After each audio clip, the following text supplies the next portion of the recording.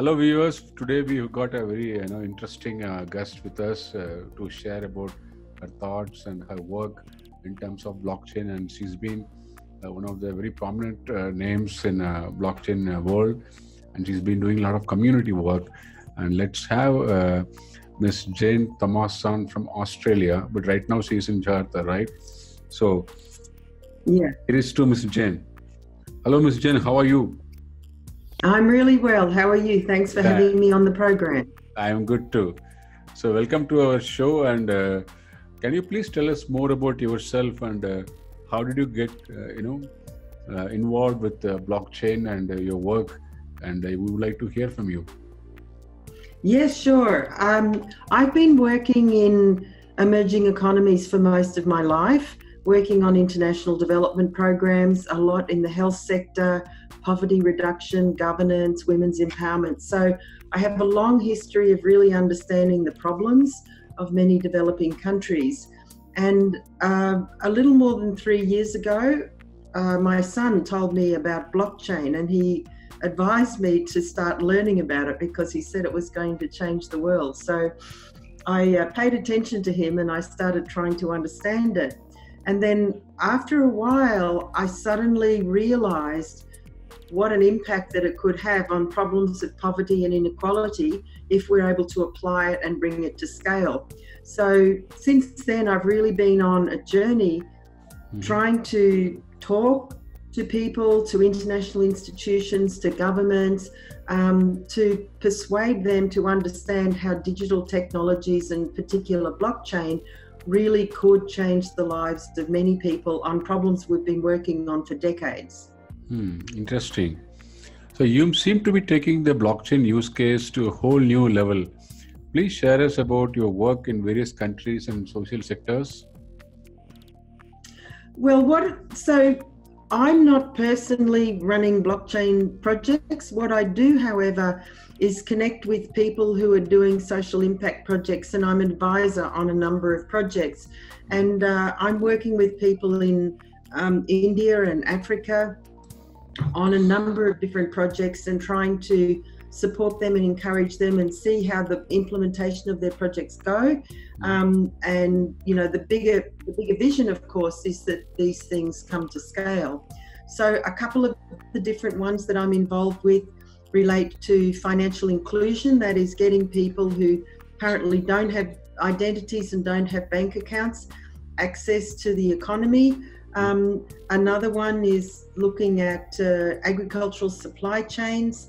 Another one looking at property registration. There's a very interesting project in Chhattisgarh in India that I've been involved with at a distance, where they're trying to connect their tribal population to give them access to government services and cash transfers. So there's a whole range of different projects around the world that I'm tracking. I'm actually writing a book at the moment, which should come out in April or May this year, which is looking at some of those case studies so people can get an idea of what's happening around the world. And increasingly, it's a lot. The government of Kenya is about to put out a report. They've had a blockchain task force, and they're looking very seriously at this for a whole range of government services. That's pretty interesting. So do you really feel blockchain can help eliminate financial inequality in the societies across the global, geographical boundaries, and how?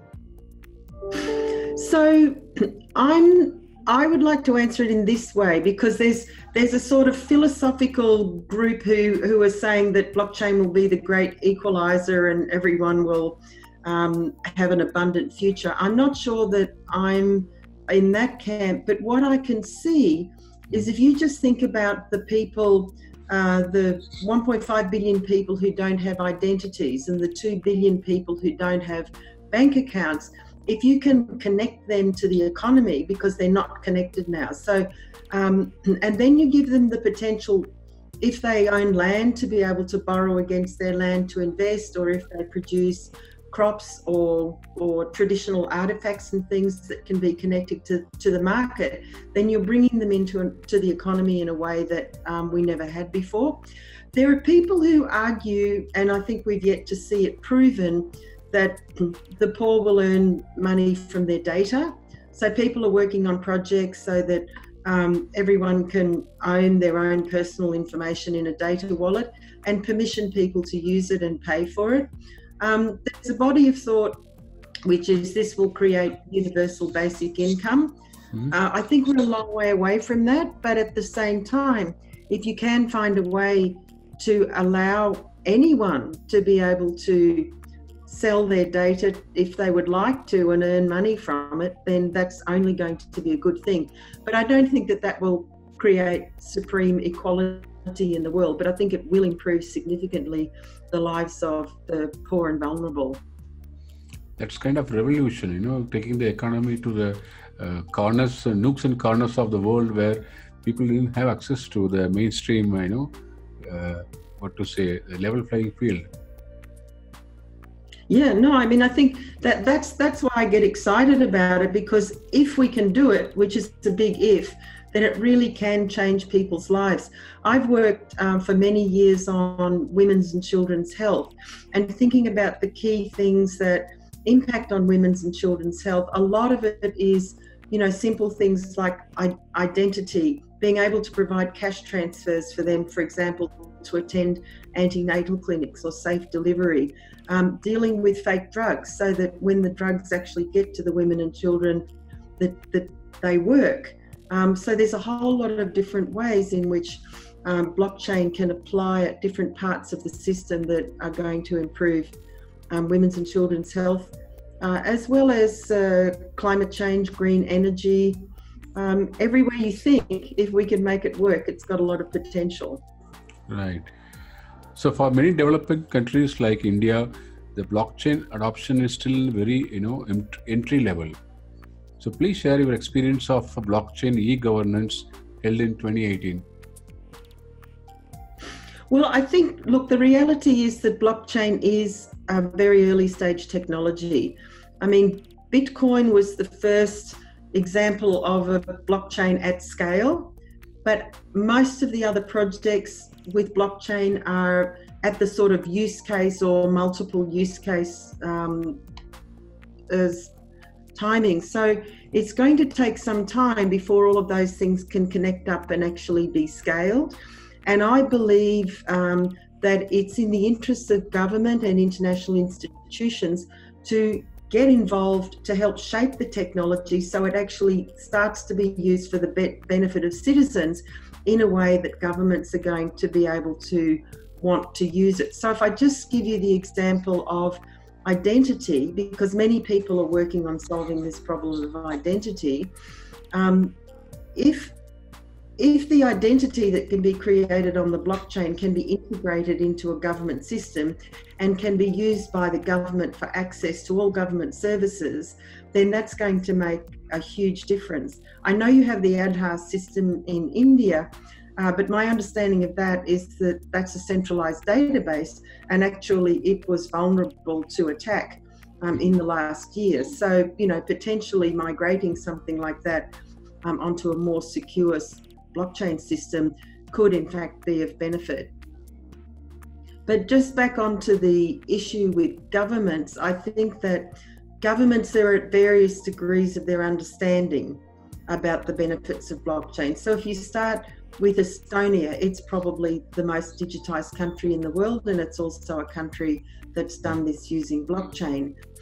We have Dubai, who is now saying that by 2020 they'll be paperless on the blockchain. And you have other smaller, fast-moving countries like Mauritius and Bermuda, who are all moving very fast because they see the benefits for their citizens. But then you have a lot of countries that are slower to move. So, as I said, the Kenyan task force will produce their report quite shortly, and I believe that it's really quite pro to looking at how blockchain can help in those countries. Sorry, I just had a knock on the door. Okay, it's okay, it happens. Okay, right. So how has blockchain progressed in African continent, and how does it compare it with the developed nations of whole of Americas and Europe? Well, I believe that we are going to see more and more and more innovation coming out of emerging economies. We're seeing it already, and I think we're going to see it increasing. And quite simply, their problems are greater, and so they need to innovate to solve the problems. I think the second thing is that emerging economies have this massive youth bulge, so they have young people who are digitally literate and who will be welcoming digital solutions to their problems. And so, I was really amazed actually. Last year we did a hackathon and a blockchain conference in Nigeria, in Lagos, and there was so much innovation, such a strong tech community, such a sense of purpose and intent to be able to leverage technology to improve the lives of citizens in the country. And we're seeing that right across a number of African countries as well. So I think we're just going to see it booming. Almost every day someone comes and tells me, I just heard about a new one in Niger, which is one of the least developed countries in the world, and people are experimenting with blockchain there. So I think we're just going to see it everywhere. In Lagos, the people in the markets are dealing in crypto to pay for things. People are just solving their problems. The technology can help them to do that. That's interesting. So what kind of impact blockchain could make in healthcare specifically? Well, there's a whole range of different ways that blockchain can help with healthcare, and people are working on it. Again, my prediction is that we're going to see this move much faster in emerging economies, because I think in the West, in the US, in Australia, in Britain, the economies are much more regulated and there's a lot more resistance to change. But in terms of healthcare, whether it's medical records or drug trials or provenance in drug supply systems, or in credentialing of health workers, for example, because if you need to go back to the original institution that a doctor's graduated and get an original copy of their record, that takes months and months and months, whereas people are now working on projects where universities can, the first time they issue a certificate, record it up onto the blockchain, and then that can move with the person wherever they go in the world. So it will speed up credentialing in healthcare. So there's loads of different examples, but they're just some. And how can integrating artificial intelligence and blockchain help common people have better access to healthcare facilities? Well, it's not access to healthcare facilities, it's access to healthcare, because one of the things that we need to be moving on is getting people out of hospitals into the home. So artificial intelligence is going to be able to help people be managed better at home, help medicine be more precise in terms of looking at an individual's particular problems, makeup, diagnostics and so forth, and so that they can be managed at home. Artificial intelligent agents are going to be able to help, say, remote community health workers to make better diagnosis and treatment of patients. And artificial intelligence coupled with things like satellite data is going to be able to be much more effective at predicting epidemics, for example. So there's a whole range of uses, and there's quite a body of people at the moment who are looking at trying to really accelerate the application and adoption of artificial intelligence in healthcare, because it's seen as something that will be a game changer. Being a hackathon judge, what suggestions would you give to the participants to perform even better or even win the competition? If you could give some, insider input for them to be able to, to handle the pressure of competition. Yeah, look, I think the first thing, and often this is the last thing that teams do, is a lot of winning a hackathon is in your pitch. So don't spend the whole time in the hackathon developing your code and developing your idea. So move as quickly as you can to get the idea shaped up, and then divide the work amongst different team members. So someone can be coding, someone can be working on the pitch deck, And the most important thing which teams often struggle with is don't get your brilliant coder to be the person who does the pitch just because he can build the product. You need to get the person to do the pitch who's the person who is the most engaging and persuasive and is going to win over the hackathon judges.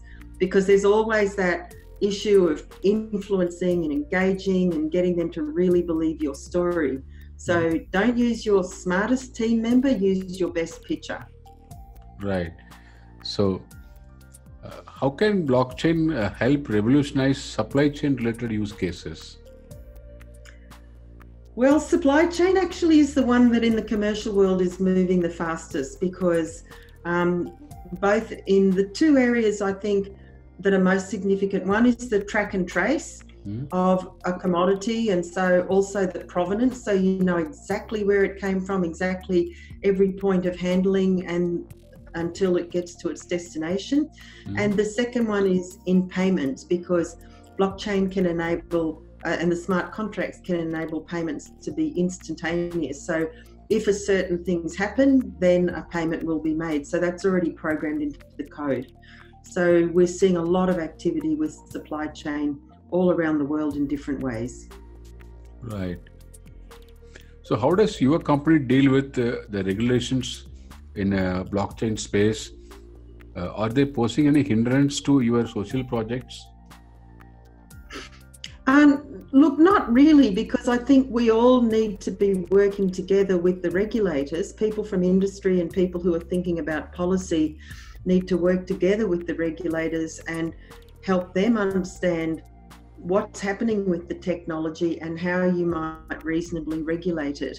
Because the way that things have been regulated in the past is probably not going to work so well for an emergent technology where industry actually understands better than central banks how this is working. And so it needs to be a collaboration between industry and the regulators to actually think about what's a reasonable way of regulating.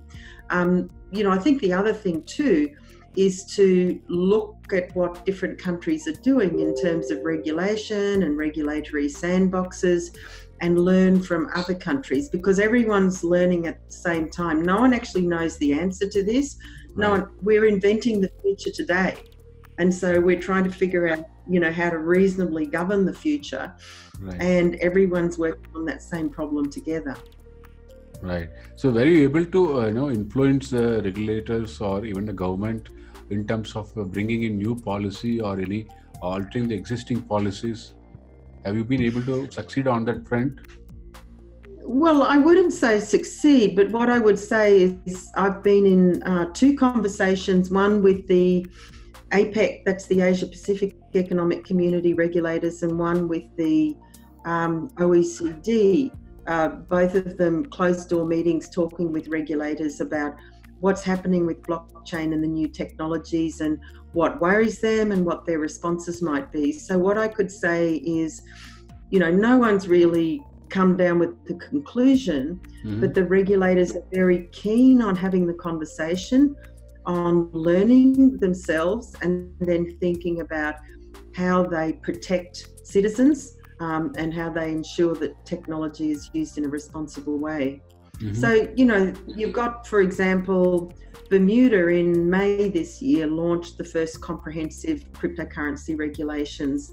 And so there are different countries who are working on it and doing it, and everyone has an opportunity to learn from each other. And as you know, some countries are much more risk adverse and they're not really ready for this yet. So it varies. I mean, there's no kind of global governance structure for technology, and that's one of the challenges that governments are going to need to work with, because technology doesn't recognise boundaries. So the old style of a sovereign government regulates within a geography actually isn't going to be effective in this new digital world. Okay. So how a blockchain technology will play a role in addressing environmental and global warming challenges?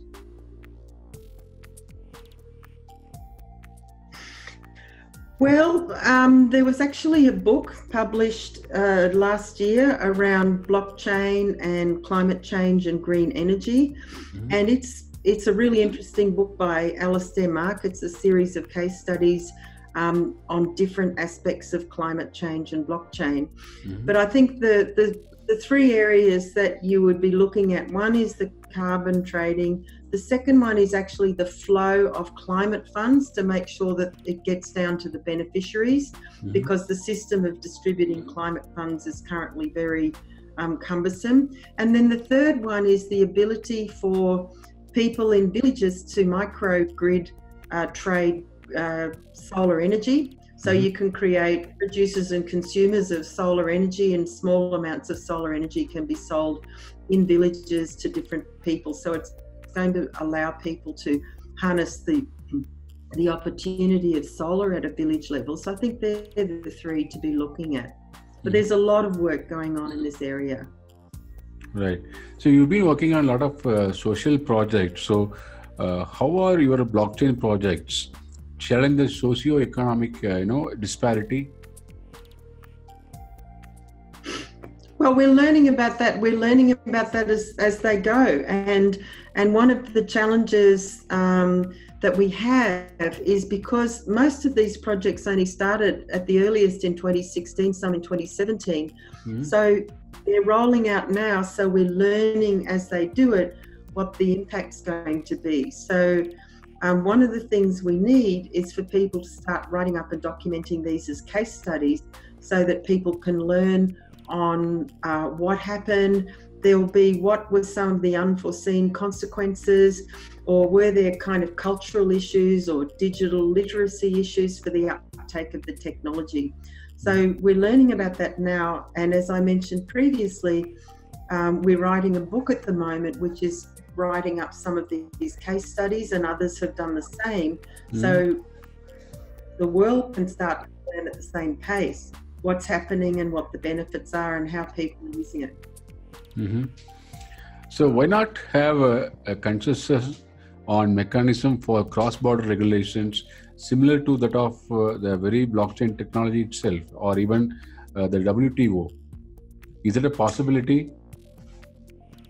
I think it's more than a possibility, and I think it will have to come, but I don't think anyone's ready for it yet, because the challenge that the world will face with this is that our old style of governance structure, whether it's sovereign governments and the United Nations and the various regional bodies, probably is going to be challenged by technology and will be challenged to have to change.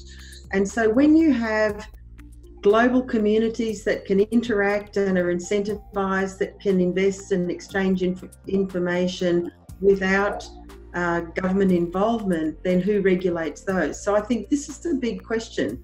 How the digital economy is going to be regulated is going to require different structures and different ways of interacting than what we've known before, and everyone hasn't caught up with that. So I think we're seeing the future develop, and it will be very, very interesting to see what happens next. Right. So you were mentioning about, you were writing a book in the beginning of our conversation. Would you like to share more about the book, the contents, and when you are going to publish them?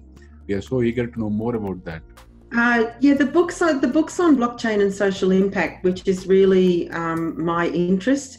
Because what I want to do is accelerate people's adoption of not just blockchain, but blockchain AI and other frontier technologies to solve social problems that we've been challenged with for many decades. So essentially the book is around that. It talks about how it's going to help in humanitarian settings, with government, with cities, and then deals with a range of different use cases, including healthcare and agricultural supply chain, big data and analytics, and so forth. So it's really, it's a work in progress, because the minute it's published, it'll be out of date, because everything's developing so quickly. But at least it's our contribution to the world to be able to try and bring people up to speed with what we know about now.